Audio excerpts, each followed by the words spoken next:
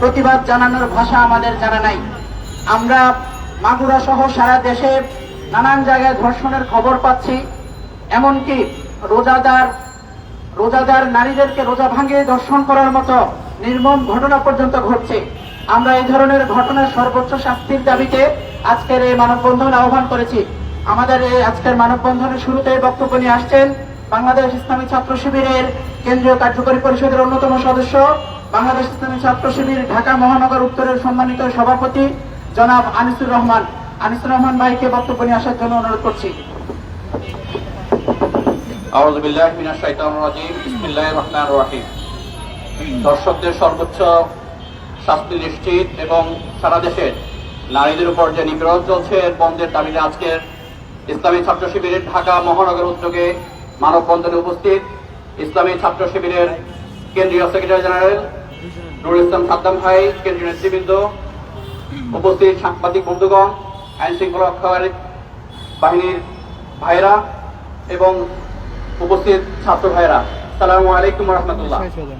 প্রিয় উপস্থিতি, আপনারা জেনেছেন গত 6 তারিখ মাগুরায় আমাদের বোন শিশু আসিয়ার উপর যেই ধর্ষণের ভিন্ন পৈশাচিক আক্রমণ চালানো হয়েছে, এর পাশাপাশি সারা দেশের নারীদের উপর যেই নিপীড়ন চলছে, আমরা এই সকল ভিন্ন কার্যক্রমের তীব্র নিন্দা এবং প্রতিবাদ জানাচ্ছি।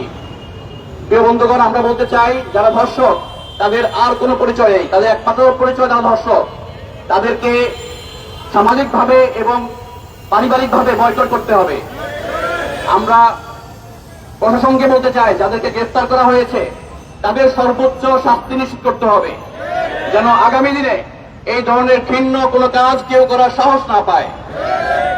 আমরা আইন শৃঙ্খলা বাহিনী এবং সরকারকে বলতে চাই আমাদের বোনদের এবং মাদের সর্বোচ্চ নিরাপত্তা আপনারা নিশ্চিত করুন।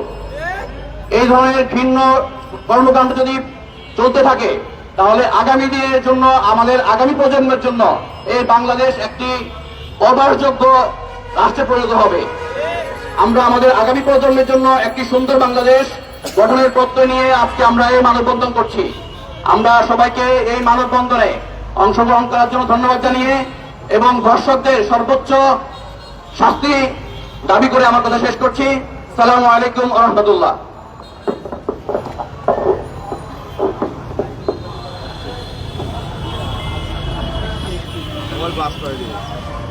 অসংখ্য ধন্যবাদ জানাচ্ছি মোহতারাম আনিসুর রহমান ভাইকে।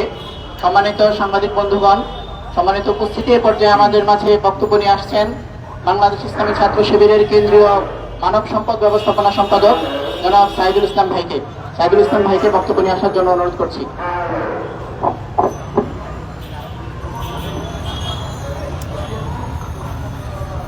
আউযু বিল্লাহি মিনাশ শাইতানির রাজীম। বিসমিল্লাহির রহমানির রহিম। স্বাধীনতা, সার্বভৌমত্বের অতন্ত্র প্রহরী, দর্শক, ছাত্রাবাস, সন্ত্রাসীদের বিরুদ্ধে সংগঠিত শক্তি বাংলাদেশ ইসলামী ছাত্র শিবির আজকের এই মানববন্ধনে উপস্থিত আছেন শহীদ কাফেলা বাংলাদেশ ইসলামী ছাত্র শিবিরের সংগ্রামী সেক্রেটারি জেনারেল নুরুল ইসলাম সাদ্দাম ভাই, উপস্থিত কেন্দ্রীয় নেতৃবৃন্দ এবং উপস্থিত সংগ্রামী ছাত্র জনতা, উপস্থিত সাংবাদিক বন্ধুগণ, প্রশাসন, আসসালামু আলাইকুম ওয়া রাহমাতুল্লাহ। সংগ্রামী উপস্থিতি, আমরা দীর্ঘ সময় ধরে দেখেছি এই বাংলাদেশে স্বৈরাচার সরকার বাংলাদেশে বিচারহীনতার সংস্কৃতি তৈরি করেছিল। সংগ্রামী উপস্থিতি, তারই ধারাবাহিকতায় আমরা দেখেছি স্বৈরাচার সরকার এই বাংলাদেশে দর্শকদের বিচার করার পরিবর্তে আমরা দেখেছি এই দর্শকরা তারা মিষ্টি বিতরণ করে উদযাপন করেছিল। সংগ্রামী উপস্থিতি, একই সাথে আমরা দেখেছি এই স্বৈরাচার সরকার বাংলাদেশের সন্ত্রাসবাদীদেরকে প্রতিষ্ঠিত করেছিল। তাদের এই ধারাবাহিকতায় এই নতুন বাংলাদেশে যারা দর্শকদেরকে আশ্রয় দিচ্ছে, যারা সন্ত্রাসবাদীদেরকে আশ্রয় দিচ্ছে, তারাই হচ্ছে নতুন বাংলাদেশের স্বৈরাচার এবং স্বৈরাচারের দূষণ। সংগ্রামী উপস্থিতি, আমরা একই সাথে বলতে চাই অপরাপর ছাত্র সংগঠন যারা আছেন, রাজনৈতিক দলকে আমরা আহ্বান জানাতে চাই, আপনারা যে দর্শককে আশ্রয় দেওয়ার রাজনীতি শুরু করেছেন ময়দানের রাজনীতি শুরু করেছেন, সেই রাজনীতি বন্ধ করতে হবে। সেই রাজনীতি যদি আপনারা বন্ধ না করেন, এই বাংলাদেশের তৌহিদি জনতা শেখ হাসিনা এবং তার দূষণকে যেভাবে বাংলার মাটিতে কবর রচনা করেছে, আপনাদের সেরকম কবর রচনা করবে বাংলাদেশের মাটিতে। সংগ্রামে উপস্থিতি, আমরা একই সাথে সরকারকে আহ্বান জানাতে চাই, আপনারা বাংলাদেশের তৌহিদি জনতার রক্তের উপর দাঁড়িয়ে আছেন, তাহলে আপনারা এখনো বাংলাদেশের তৌহিদি জনতার রক্ত নিয়ে খেলতে পারেন না। দর্শকদের সর্বোচ্চ আমরা বিচার দাবি করছি, এবং আমাদের যে বিগত সময়ে এতগুলো দর্শন সন্ত্রাস সাদাবাদী হচ্ছে, এগুলো আমরা বিচার দাবি করে এবং আমাদের নেতৃবৃন্দ বক্তব্য রাখবেন, এবং আপনাদের আমাদের আজকের মানববন্ধন সফল হোক এই আশাবাদ ব্যক্ত করে আমার কথা এখানে শেষ করছি। আসসালামু আলাইকুম ওয়া রাহমাতুল্লাহি ওয়া বারাকাতুহু। সংগ্রামী বন্ধুগণ, এই পর্যায়ে বক্তব্য নিয়ে আসছেন বাংলাদেশ ইসলামী ছাত্র শিবিরের কেন্দ্রীয় প্রচার সম্পাদক জনাব আজিজুর রহমান আজাদ ভাই। আজাদ ভাইকে বক্তব্য নিয়ে আসার জন্য বিনীত অনুরোধ করছি। আউযু বিল্লাহি মিনাশ শাইতানির রাজীম। বিসমিল্লাহির রহমানির রহিম। সংগ্রামী উপস্থিতি, আপনারা জানেন জুলাই অভ্যুত্থানের মধ্য দিয়ে স্বৈরাচার শেখ হাসিনা সরকার পতন হলেও এদেশ থেকে এখনো ধর্ষণ, নারী নির্যাতন এবং সহিংসতা এখনো বন্ধ হয়নি। দেখে কোনো বোঝার উপায় নাই, অবস্থা থেকে আমরা বলতে পারছি না যে আগামী 6 মাস আগে এদেশে কোনো অভ্যুত্থান সংঘটিত হয়েছে। সংগ্রামী উপস্থিতি, আপনারা জানেন সাম্প্রতিককালে দেশের বিভিন্ন স্থানে নারীদের উপর নির্যাতন এবং ধর্ষণের আশঙ্কাজনক হারে বেড়ে গেছে। আপনারা দেখেছেন খুলনার বাটিয়াঘাটাতে, শেরপুরের বসনি অবকাশ কেন্দ্রে, ঢাকা থেকে রাজশাহীগামী বাসে 3 মাসের অন্তঃসত্ত্ব নারীকে ধর্ষণ করা হয়েছে। আপনারা দেখেছেন রাষ্ট্রীয় সেবকের পোশাক পরে রাষ্ট্রীয় কাঠামোতে বসে রাষ্ট্রীয় সুবিধা ভোগ করে আলের বদ্দিন নামে এক র্যাব কর্মকর্তা একজন আসামির স্ত্রীকে দিনের পর দিন ধর্ষণ করেছে। এবং গত 7 তারিখে আপনারা দেখেছেন মাগুরা 8 বছর বয়সের একজন শিশু আসিয়াকে ধর্ষণ করা হয়েছে। সংগ্রামী উপস্থিতি, একটি রিপোর্টের মাধ্যমে আমরা জানতে পেরেছি বাংলাদেশে বিগত 5 বছরে 11,758 জন নারীকে নির্যাতন করা হয়েছে এবং 6,305 জন নারীকে ধর্ষণ করা হয়েছে। এটি প্রমাণ করে বাংলাদেশের বিগত ইতিহাসে কখনো তাদের বিরুদ্ধে সোচ্চারা হয়নি, কোন আইনগত পদক্ষেপ নেওয়া হয়নি। এই আইনগত পদক্ষেপ নিলে এতগুলো ধর্ষণের ঘটনা কখনো ঘটতে পারত না। সংগ্রামী উপস্থিতি, আপনারা জানেন এদেশের আর্থসামাজিক উন্নয়নে, পরিবার এবং সমাজ গঠনে, জ্ঞান বিজ্ঞান চর্চায় এবং জাতীয় সংকট নিরসনে নারীদের অনবদ্য ভূমিকা রয়েছে। আমরা দেখেছি জুলাই অভ্যুত্থানে নারীরা আমাদের সাথে সম্মুখ সারিতে লড়াই করে অসংখ্য শহীদ হয়েছেন, কিন্তু বর্তমানে আমরা দেখেছি নারীদেরকে বর্তমানে উন্নয়ন করা হয়েছে। নারী স্বাধীনতার নামে, নারীর মুক্তির নামে তাদেরকে উন্নয়ন করা হয়েছে। আমরা আরো লক্ষ্য করেছি আমাদের দেশে বিভিন্ন মিডিয়া জগতে, কর্পোরেট ইন্ডাস্ট্রিতে এবং আমাদের দেশে যে সমস্ত ফ্যাশন ইন্ডাস্ট্রি রয়েছে সেখানে নারীদেরকে মুনাফা ভোগের পণ্য হিসেবে ব্যবহার করা হচ্ছে। আমরা বলতে চাই, আমরা স্পষ্ট করে বলে দিতে চাই, শুধুমাত্র এই নামমাত্র আইনগত পদক্ষেপ দিয়ে এ ধরনের বৈষম্য বন্ধ করা হবে না। এই বৈষম্য বা আইনগত পদক্ষেপ চলছে বলেই বর্তমানে কর্মক্ষেত্রে বৈষম্য তৈরি হয়েছে, পারিবারিক অবক্ষয় তৈরি হয়েছে, নারীরা নিরাপত্তাহীনতায় ভুগছে এবং সহিংসতা দেখা দিচ্ছে। আজকের এই মানববন্ধন থেকে আমরা এই আহ্বান জানাতে চাই, অনতিবিলম্বে ধর্ষকদেরকে গ্রেফতার করে এমন শাস্তির ব্যবস্থা করতে হবে বাংলাদেশে বিগত আগামী দিনে কেউ কখনো ধর্ষণের কথা যেন চিন্তাও করতে না পারে। এবং পাশাপাশি আমরা বলতে চাই, শুধুমাত্র আইন দিয়ে সম্ভব নয়, এদেশে প্রত্যেকটি স্তরে ধর্মীয় অনুশাসন কায়েম করতে হবে। আজকের এই মানববন্ধন থেকে আমরা এই দাবি জানাই, সরকারের মাধ্যমে সমাজের প্রতিটি স্তরে নারীদের প্রতি সম্মান, নিরাপত্তা এবং তাদের অধিকার নিশ্চিত করে আইনের অনুশাসন নিশ্চিত করার মাধ্যমে একটি ভারসাম্যপূর্ণ সমাজ ব্যবস্থা কায়েম হোক, এই প্রত্যাশা ব্যক্ত করে ধর্ষকদের আবারও সর্বোচ্চ বিচারের দাবি করে আজকের কথা শেষ করছি। আসসালামু আলাইকুম ওয়া রাহমাতুল্লাহ।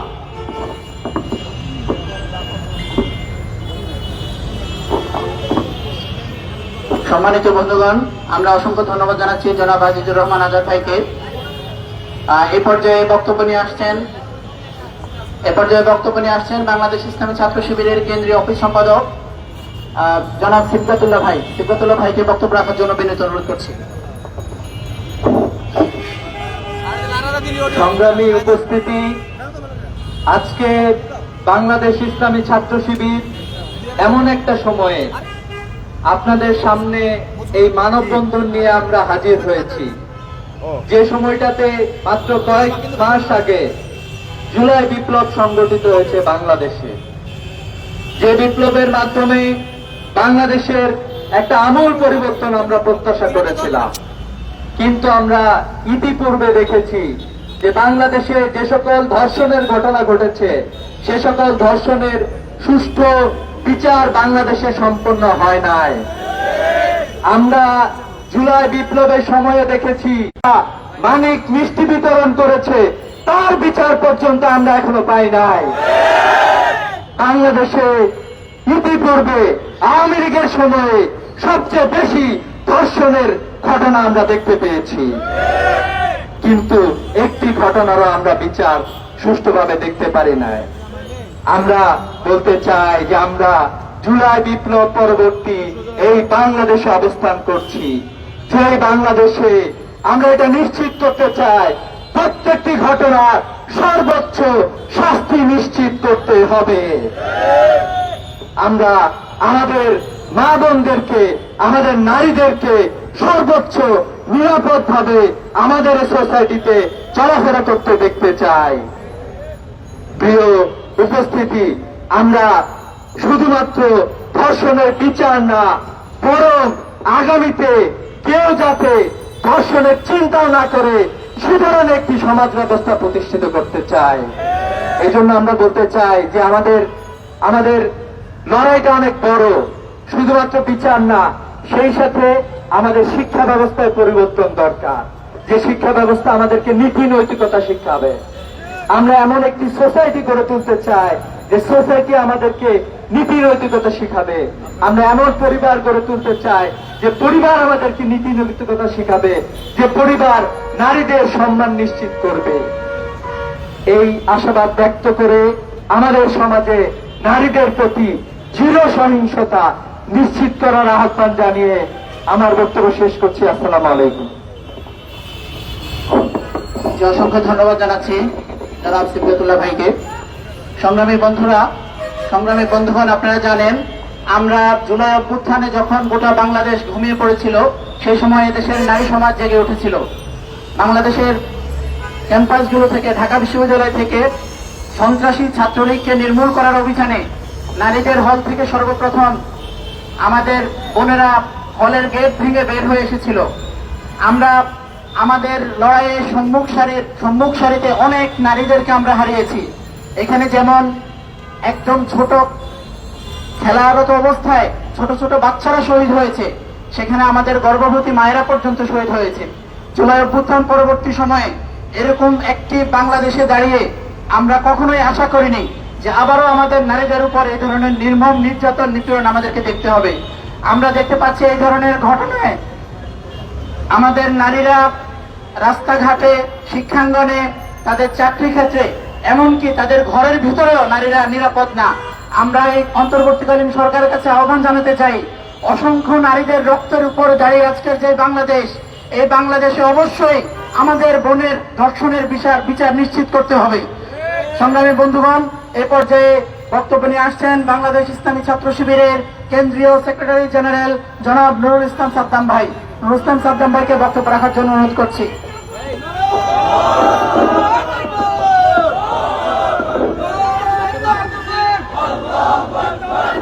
আউযু বিল্লাহি মিনাশ শাইতানির রাজীম। বিসমিল্লাহির রহমানির রহিম। শহীদ কাফেলা প্রান্তীয় সংগঠন বাংলাদেশ ইসলামী ছাত্র শিবির ঢাকা মহানগর শাখার উদ্যোগে আয়োজিত ধর্ষণের বিরুদ্ধে আজকের ঐতিহাসিক মানববন্ধনে উপস্থিত ইসলামী ছাত্র শিবিরের শাখা এবং কেন্দ্রীয় পর্যায়ের নেতৃবৃন্দ, আইন শৃঙ্খলায় নিয়োজিত ব্যক্তিবর্গ, ইন্টেলিজেন্সের ব্যক্তিবর্গ, উপস্থিত সম্মানিত সাংবাদিক বন্ধুগণ, আসসালামু আলাইকুম ওয়া রাহমাতুল্লাহি ওয়া বারাকাতুহু। আমরা এক লজ্জিত বিবর্ণ চেহারা নিয়ে আজ আপনাদের সামনে কিছু যুবক হাজির হয়েছে যারা খুবই লজ্জিত হচ্ছি। একটি স্বাধীন ভূখণ্ড, 50 বছরের অধিক যে সময় আমরা পার করেছি, এরপরে এসে আমাদের দেশে ধর্ষণের বিরুদ্ধে মানববন্ধন করে এদেশের কর্তা ব্যক্তি এবং এদেশের মানুষদেরকে সচেতন করার জন্য আমাদেরকে ধিক্কার জানাতে হয়। আমরা লজ্জিত হয়ে পড়েছি। আজ যখন আসিয়ার দিকে আমরা তাকাই, তিনি বাইরের কোনো মানুষের দ্বারা ধর্ষিতা হন নাই, তার ঘরের মধ্যে ওই নারীর জন্য নিরাপদ অবস্থান তৈরি করতে সমাজ ব্যবস্থা পারে নাই। এটা আমাদের জন্য বড়ই লজ্জার, এটা আমাদের জন্য বড়ই লজ্জার একটি বিষয়। আমরা লক্ষ্য করেছি এই ধর্ষণের সংস্কৃতি বাংলাদেশে নতুন নয়। 2016 সাল থেকে 2020 সাল পর্যন্ত সরকারের হিসেব মতে এই দেশে 26,695টি ধর্ষণের মামলা রেকর্ড হয়েছে। 2020 সাল থেকে 2024 সাল পর্যন্ত 6,400-র অধিক ধর্ষণের ঘটনা এই বাংলাদেশে রেকর্ড হয়েছে, যার মধ্য দিয়ে 3,471টি ঘটনা ঘটেছে যেখানে 18 বছরের কম নারীদেরকে ধর্ষণের শিকার করা হয়েছে। কিন্তু আমরা এর কোনো বিচার পাই নাই। গত ফেব্রুয়ারি মাসের ঘটনা, শুধুমাত্র গত মাসের ফেব্রুয়ারি মাসে 72 শিশু এবং 117টি নারী নির্যাতন, নারী ধর্ষণের ঘটনা সহ 189টি নারী নির্যাতনের ঘটনা এই স্বাধীন ভূখণ্ডে পত্রপত্রিকার মাধ্যমে আমরা জানতে পেরেছি। সুতরাং ধর্ষণের এই ঘটনা নিত্য নৈমিত্তিক একটা ব্যাপারে পরিণত হয়েছে এই বাংলাদেশে। এটি একটা ট্রেডিশন, একটি কালচারে পরিণত হয়েছে। আমরা আরো বেশি লজ্জিত যখন আমরা দেখি নারী ও শিশু নির্যাতন ট্রাইব্যুনাল গঠন করা হয়েছে শুধুমাত্র ত্বরিত বিচারের প্রক্রিয়াকে ত্বরান্বিত করার জন্য। কিন্তু আমরা লক্ষ্য করেছি নারী ও শিশু নির্যাতন এই ট্রাইব্যুনালে প্রতি 5 বছরে এভারেজে 30,000 বা 32,000 মামলা এখানে দায়ের করা হয়। কিন্তু দীর্ঘসূত্রিতার কারণে এখান থেকে মাত্র 4 থেকে 5% মামলার বিচার কার্য আমরা দেখতে পাই। তার বাকি 95% কেসের ক্ষেত্রেই এই ধর্ষক যন্ত্র চরিত্রহীন মানুষগুলো তারা বিচারহীনতার কারণে তারা জামিন নিয়ে আমাদের সমাজেই বসবাস করছে এবং একের পর এক ধর্ষণের ঘটনা ঘটিয়ে তারা গর্ব সহকারে কোনো না কোনো রাজনৈতিক আশ্রয় নিয়ে তারা এ সমাজে বীর তর্পে অবস্থান করে। আমরা হীন কালচারের পরিবর্তনের জন্য তীব্র আন্দোলন গড়ে তুলব ইনশাআল্লাহ। ইসলামী ছাত্র শিবির বলতে চাই, বাংলাদেশে নারীদের মর্যাদাকে সমুন্নত করার জন্য ইসলাম যে মর্যাদা দিয়েছে, ইসলামী আইন যে বিধানের কথা বলেছে, আপনারা আজকে দেখেছেন নারীরা মিছিল করে বলছে ধর্ষকদের সর্বোচ্চ শাস্তি আজ মৃত্যুদণ্ড দিতে হবে। এটা 1550 বছর আগে ইসলাম বলে দিয়েছে ধর্ষকদের শাস্তি হবে পাথর মেরে প্রকাশ্য দিবালোকে তাদেরকে হত্যা করতে হবে। বাংলার জমি আর কোন ধর্ষকের জন্ম হবে না। কিন্তু এই সংস্কৃতি আমরা দেখি না।